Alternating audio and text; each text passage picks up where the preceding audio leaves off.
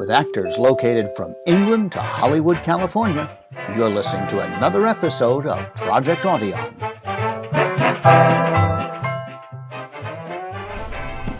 Hi, I'm Larry Groebe of the Generic Radio Workshop. Here's an easy quiz question for you. Who's the most famous detective of all time? The answer is elementary.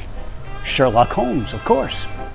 Created by doctor-turned-writer Arthur Conan Doyle in 1886, Sherlock first appeared in 60 short stories and novels. He's subsequently gone on to more books, plays, movies, TV shows, and of course radio. Literally thousands upon thousands of stories right up to the present day. You can start a pretty good pub argument over who's best portrayed the detective, from William Gillette to Benedict Cumberbatch.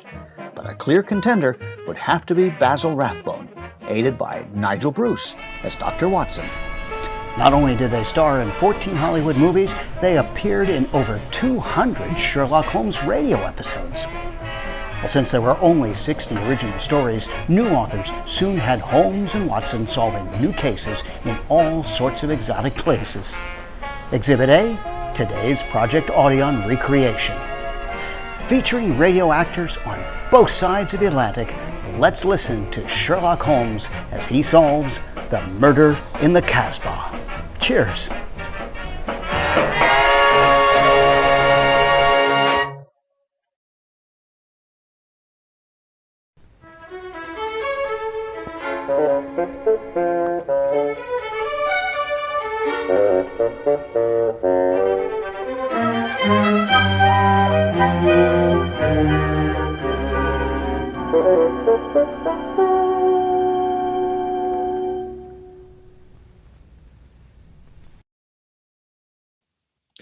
This episode from the life of Sherlock Holmes will be transmitted to our men and women overseas by shortwave and through the worldwide facilities of the Armed Forces Radio Service.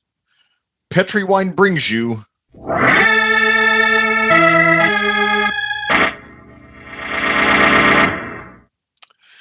Basil Rathbone and Nigel Bruce in the New Adventures of Sherlock Holmes.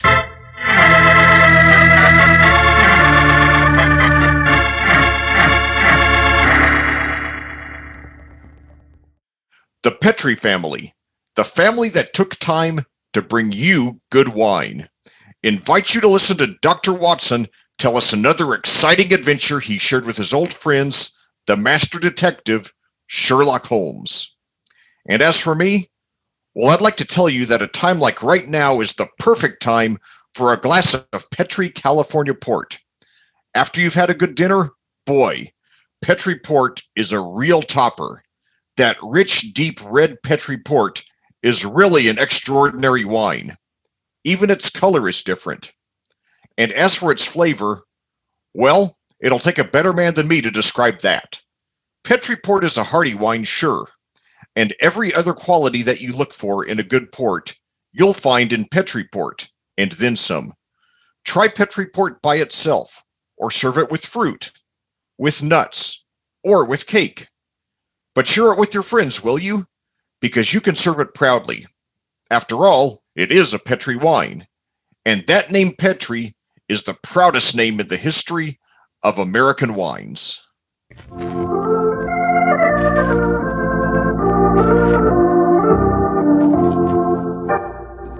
And now, let's visit our old friend and host, Dr. Watson.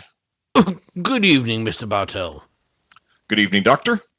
Settle yourself down and get your pipe going. Thanks, Doctor. Now, last week you told us that tonight's story took place in the Casbah at Algiers. Ah, yes, the Casbah.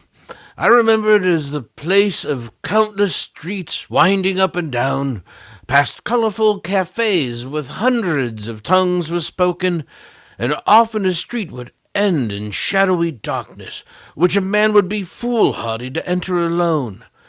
Yes, Mr. Bartell, that was the Casbah that Sherlock Holmes and I knew in the winter of '99. Well, how did you happen to be out there, Doctor? Do you mind if I tell you the story from the start, Mr. Bartell? It really began on a wintry night in Baker Street, at the conclusion of the strange murder in Trevor Castle. A charming young girl sat on the sofa of our lodgings in Baker Street and talked to us. But, Mr. Holmes, you can't say you'll have nothing more to do with the Montrevors. My dear Miss Tretfield, I found the true murderer of the Dowager Countess, and he committed suicide. Surely the case has ended. Yes, Mr. Holmes, you found the real murderer. But I want you to find the unfortunate young man who fled England 5 years ago when he was suspected of the crime. This is a new development, Miss Tretfield. Please tell us about it. It's Douglas Milton that I'm talking about. Oh, yes. He was the heir to the title, wasn't he? Yes, Mr. Holmes. He was a sensitive, artistic boy, and when he knew that he was under suspicion, he ran away. Of course, everyone regarded his flight as an admission of guilt. That is, until you found the real culprit, Mr. Holmes. I imagine, Miss Tretfield, that your interest in the missing boy is not entirely, shall we say, altruistic? I'm in love with him, Dr. Holmes. Oh. We were engaged to be married when he ran away. You've got to find him, Mr. Holmes. We must know that his name has been cleared and that he's inherited the title. Miss Tretfield, have you any direct news, any letter from your fiancé since he left 5 years ago? None. Any clues as to his hiding place? Only this. It's a painting I received anonymously a year after he had left. It was sent from a forwarding address in London. Here it is, Mr. Holmes. Thank you. A small oil painting. A very good one, too, I'd say. Yes, it's a splendid sense of composition, and his use of colour is unusually brilliant. Do you recognize this painting as the work of your fiancé, Miss Tretfield? I'm certain of it. Yes. Wonderful use of colour. Observe the delicate shadings of that sunset and the brilliant green of the oasis. The scene is extraordinarily reminiscent of the desert in North Africa. Yes, that's what made me say I was certain he had gone abroad, Mr. Holmes. But why should he go to North Africa? A good place, Watson, for an Englishman who imagines himself to be escaping justice. Remember, the Foreign Legion is stationed there. Do you think he might have joined the Legion, Mr. Holmes? It would seem logical. No questions are asked of those who join it, and its colourful obscurity might easily appeal to a young fellow in trouble. Hello? What is it, Holmes? There are quite a few grains of sand in between the canvas and the frame here. Miss Tretfield, do you mind if I pry the canvas loose? Do anything you'd like, Mr. Holmes, if it gives you any clue to Douglas's whereabouts. Give me your penknife, will you, Watson? Here you go. Thank you. Thanks, old chap.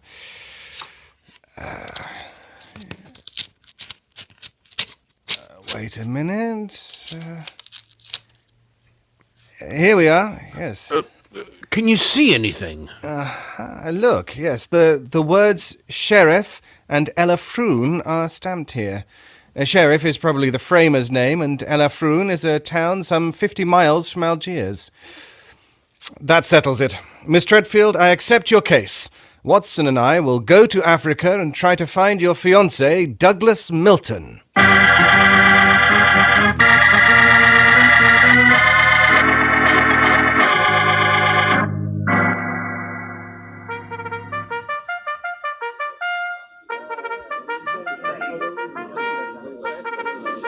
Monsieur Sherlock Holmes and Dr. Watson, I have heard of you so often, but I never thought I should see you here at the headquarters of the Foreign Legion.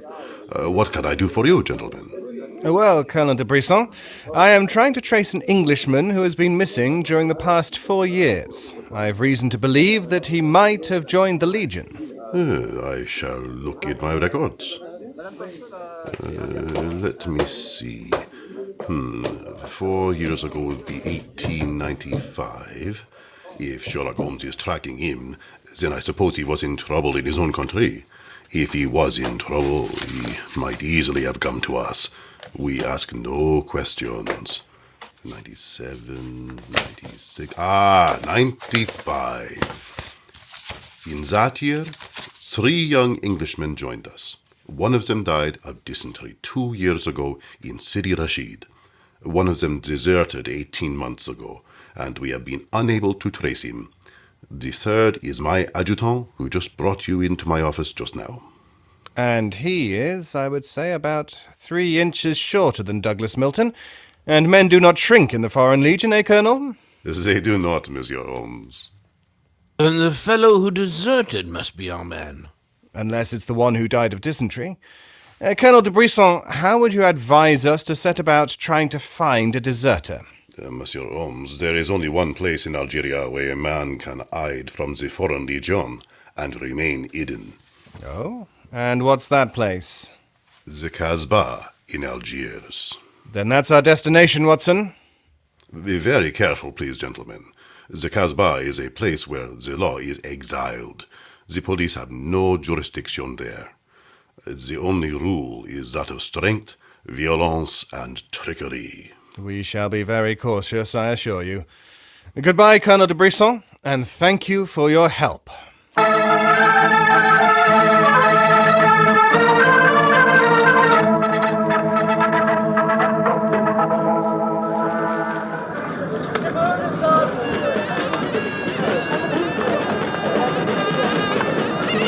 Well, I must say, I think Colonel de Brisson rather exaggerated the dangers of the Casbah. I suppose you're going to tell me that this cafe is the headquarters of a dope smuggling ring or white slaving or something. Its ramifications are even more extensive than those you've mentioned. You're joking, Holmes. I assure you I'm not, old fellow. What? My old friend Duhamel is chief of police in Algiers. When I told him our mission, he advised me to come here. A 500-franc note, and the proprietor can obtain any and all information regarding the underworld.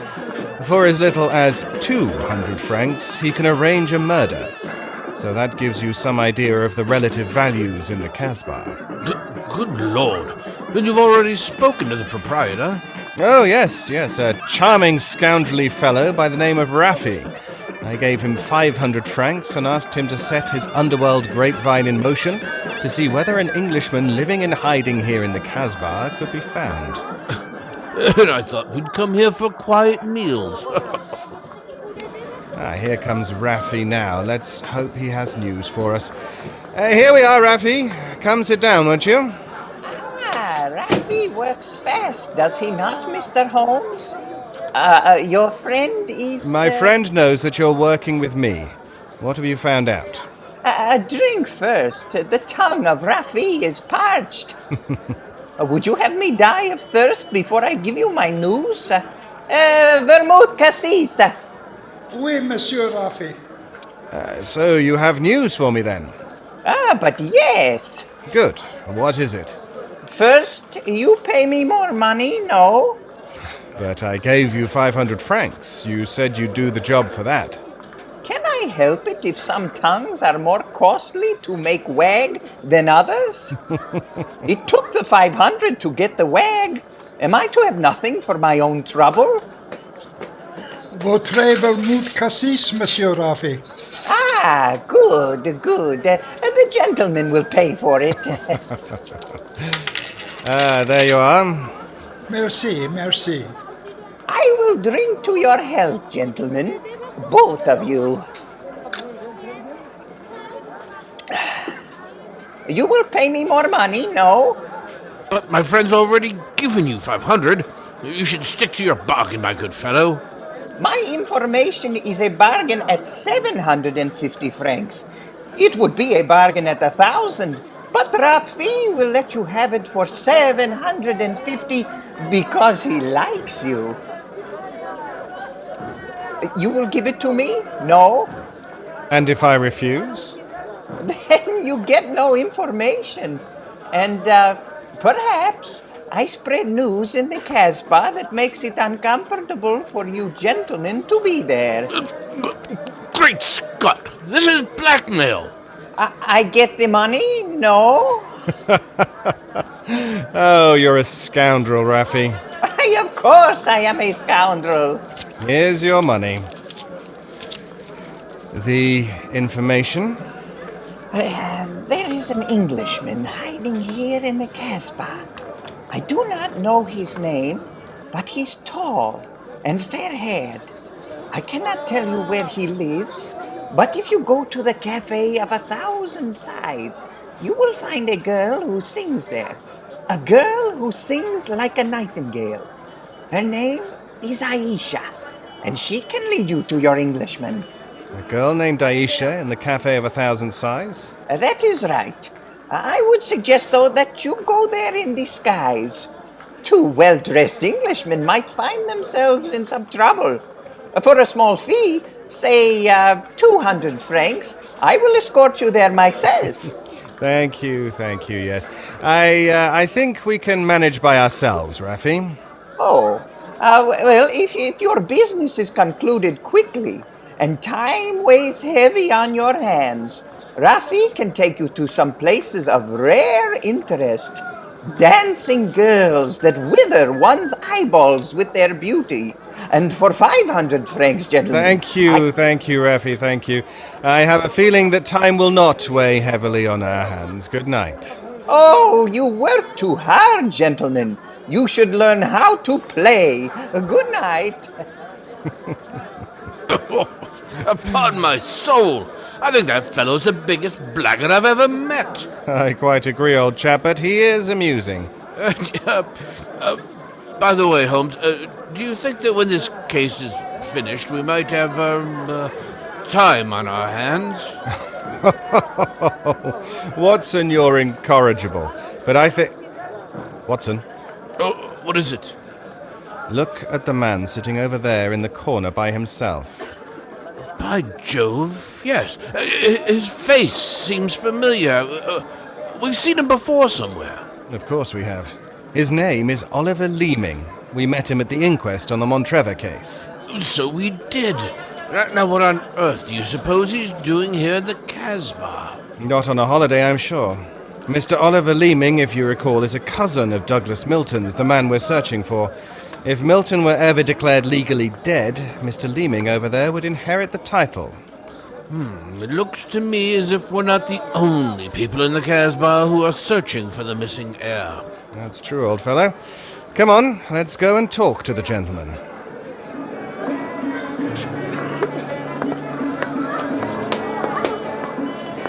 Mr. Oliver Leaming, how very odd to meet you here. Well, Sherlock Holmes and Dr. Watson.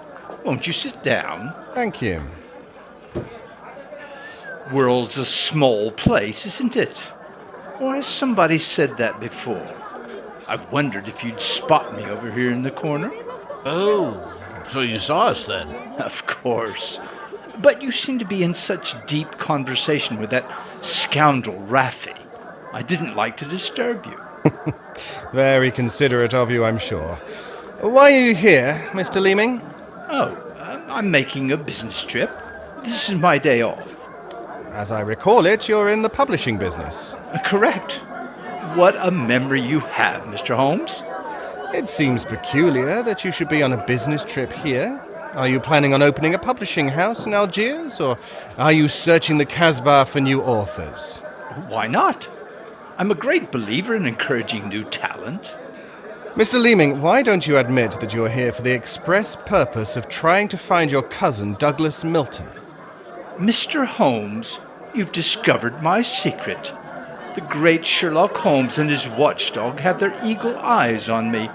They know that I succeed to the title if Douglas Milton dies. Yes, Mr. Leaming, we know that fact. And you have fathomed my plan. To find Douglas before you and kill him, so that I may inherit the title. How lucky I am to meet you in the Casbah, where you cannot arrest me. Well, it's a race against time, gentlemen. But I have a head start, as you will soon find out. Goodbye, And the best of luck to you. What an extraordinary fellow. He's joking, of course. I believe not, Watson. I think he labours under the whimsical belief that the best method of discounting the truth is to state it boldly so that it will not be believed. Great Scott. Then we must work fast. Yes, old chap, we must. I am sure that we're entrants in a race against death. We must get back to the hotel and into our disguises as quickly as possible. After that, we shall visit a young lady named Ayisha in the Cafe of 1,000 Sighs. And I am certain, Watson, that it will be the first time two men have ever entered the Casbah for the express purpose of preventing a murder.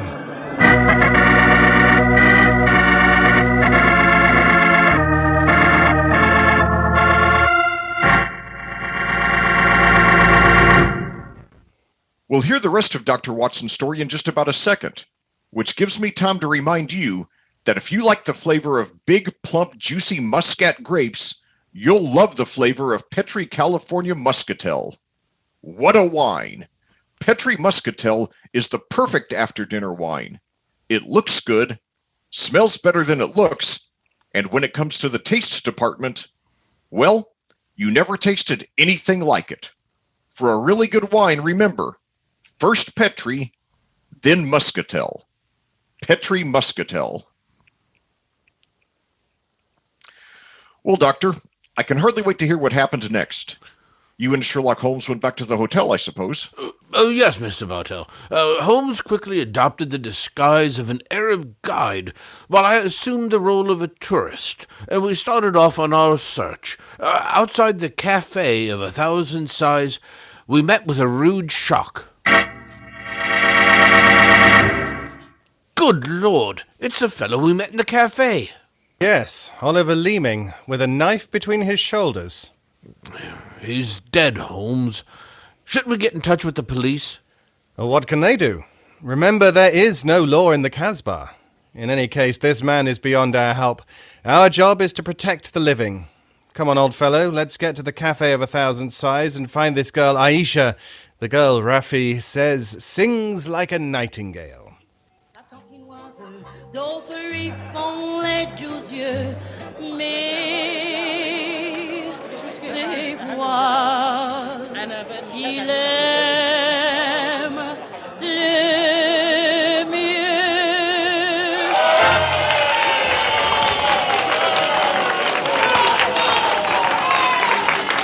Oh, so that's the girl, Ayisha. She's very beautiful. Don't forget our role of tourist and guide, old chap. Master, would wish to meet this Ayisha? Oh, very much, indeed. I will see if it can be arranged, Master. Wait here for me, Watson. I'll see what I can do. Right you are, Holmes. Be careful now.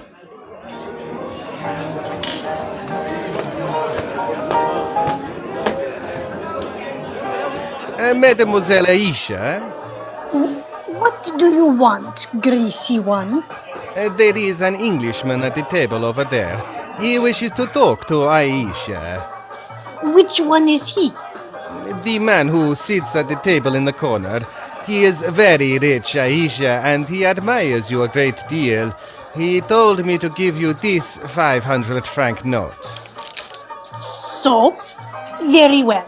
You may bring him to my rooms. The door is at the top of the stairway, to the right. Good, Ayisha. I fetch him. I shall be waiting.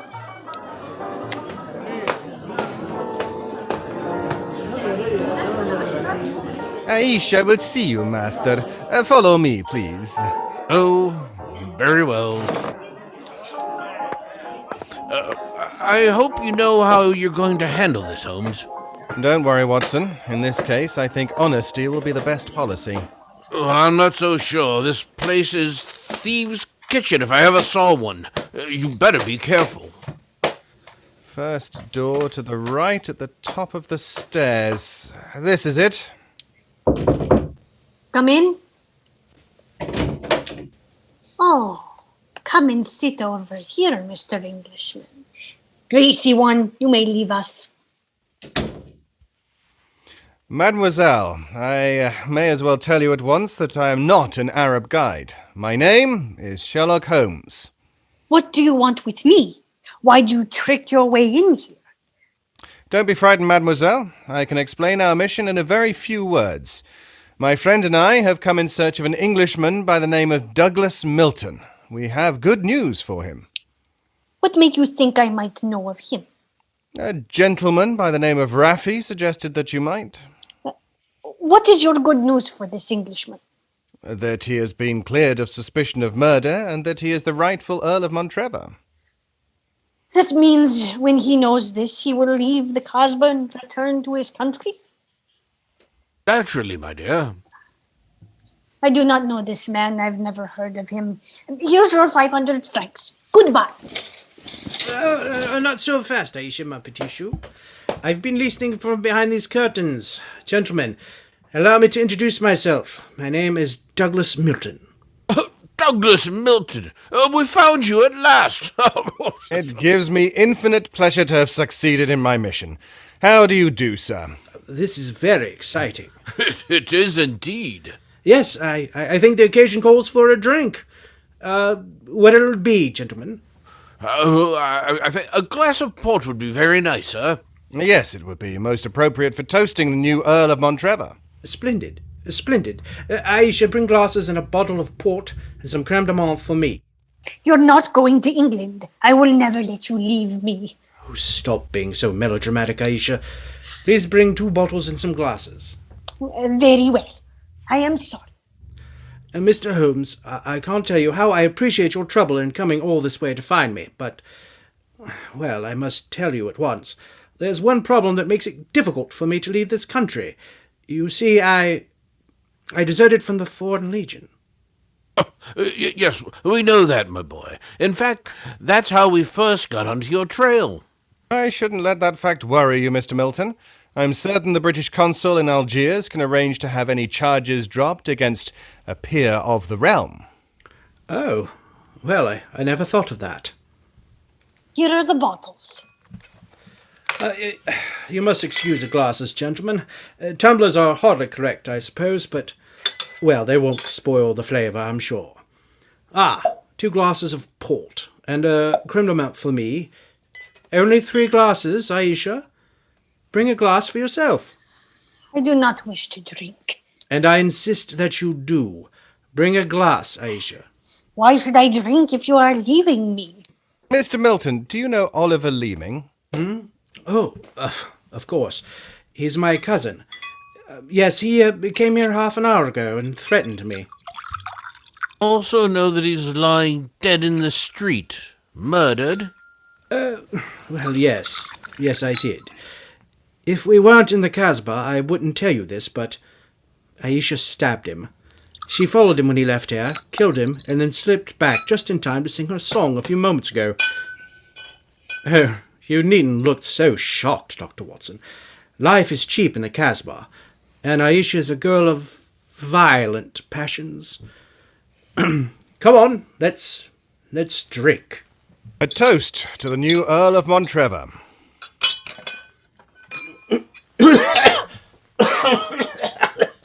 Excuse me, sir. You took the wrong glass. You're drinking my port.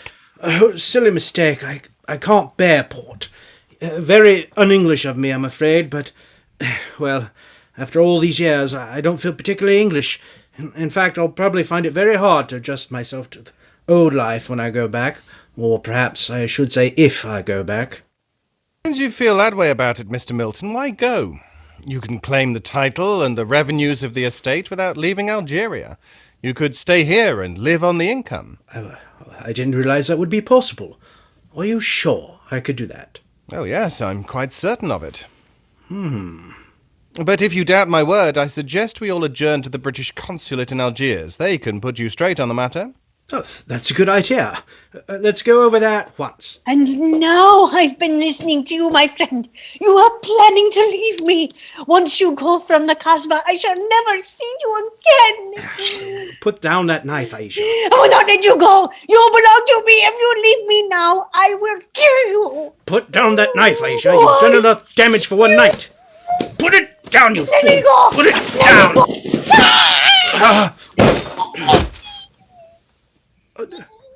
go! She twisted the knife on herself as she fell. Holmes, help me turn her over.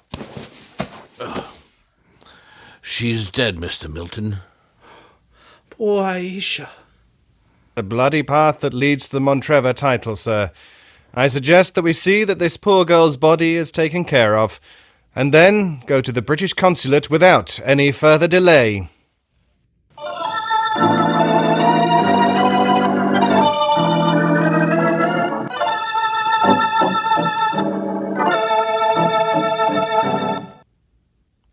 Now that we're at the consulate, Mr. Milton, I suggest that you swear on oath that you are Douglas Milton, heir to the Montrevor estate.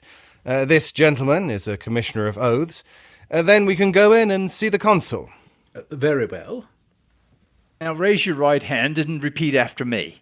I hereby solemnly swear that I am Douglas Milton, the missing heir to the Montrevor estate.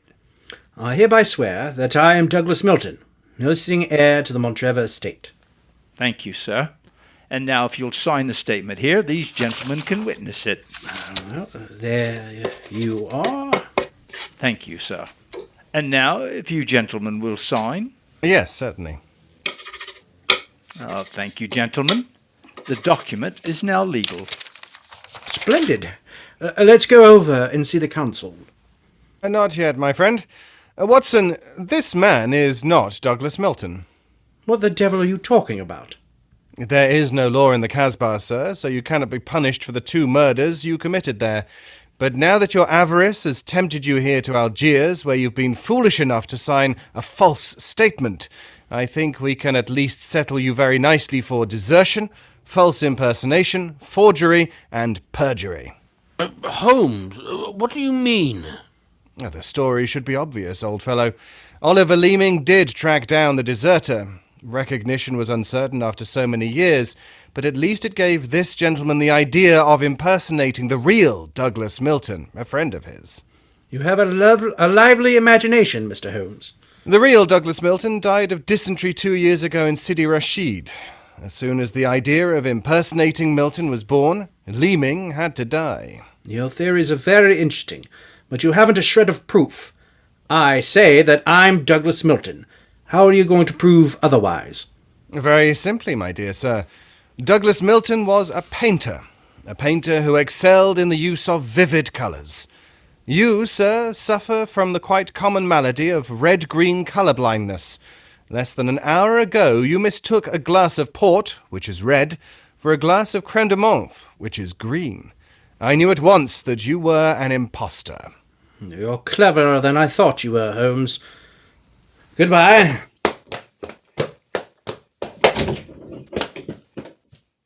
Here! Come back! Oh, no, Watson, don't go after him. But we can't let him escape, Holmes. Oh, don't worry, old chap, he won't escape. I sent a message to Colonel de Brisson. If you go to the window, I think you'll find that the consulate is being watched. The Legion has a long memory for desertion. I don't think he'll get very far.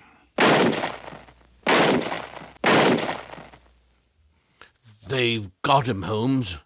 Shot him as he was trying to run away. A just death for him. He lived a life of violence and treachery, Watson. It's only fitting that he should die in the same manner.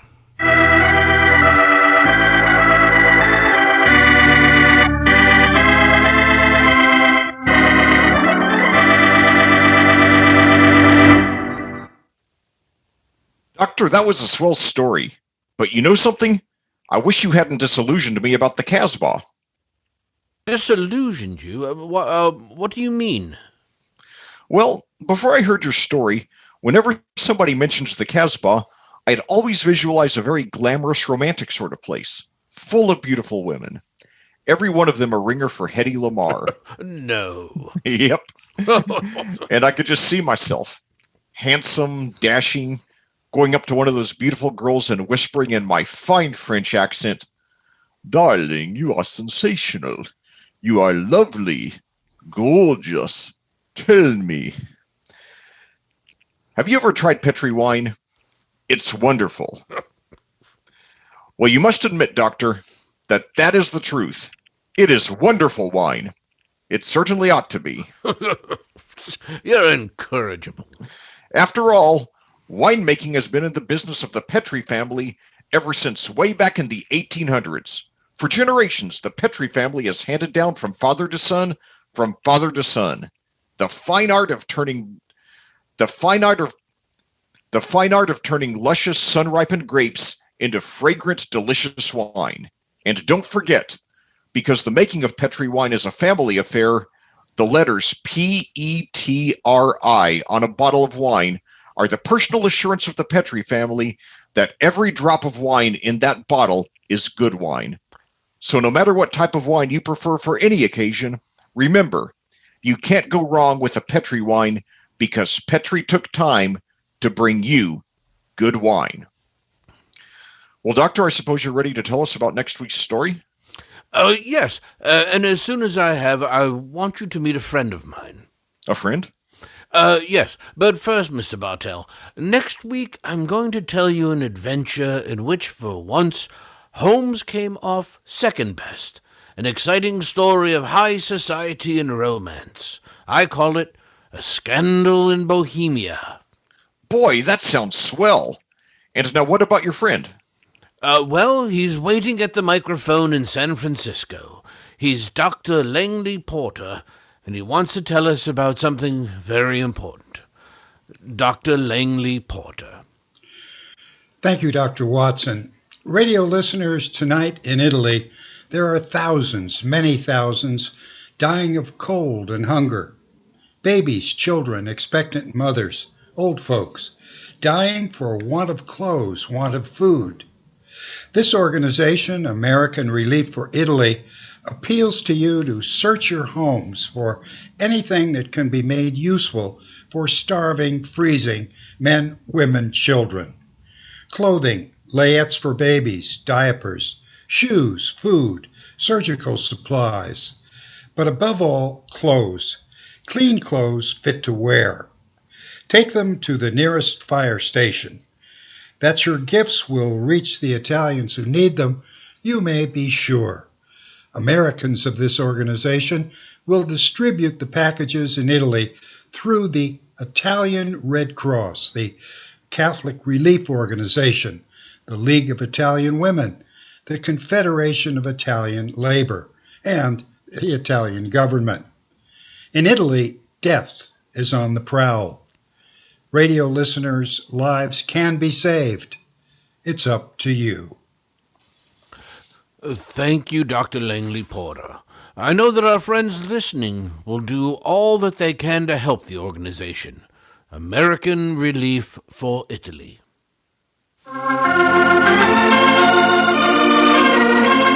Tonight's Sherlock Holmes adventure is written by Dennis Green and Anthony Boucher, and was suggested by an incident in the Sir Arthur Conan Doyle story, The Crooked Man. Music is by Dean Fossler. Mr. Rathbone appears through the courtesy of Metro-Goldwyn-Mayer, and Mr. Bruth through the courtesy of Universal Pictures, where they are now starring in the Sherlock Holmes series. This is the Mutual Broadcasting System.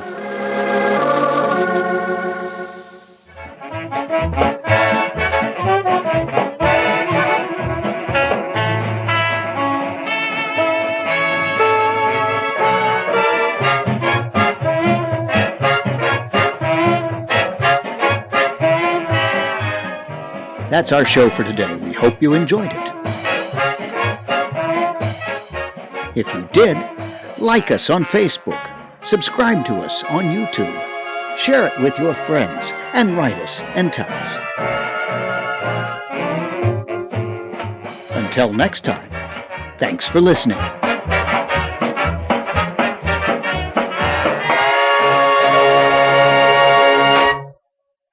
Now I want you to find the unfortunate young man who fled England 5 years ago when he was suspected of the crime. This is a new development, Miss Tretfield. Please tell us about it. Tell us about it. Whoops, whose line was that? Oh, I'm so sorry. I'm so sorry. Oh, gosh. Holmes taking charge again. Yes. This is my case, Watson. Thank you very much. No problem, Holmes.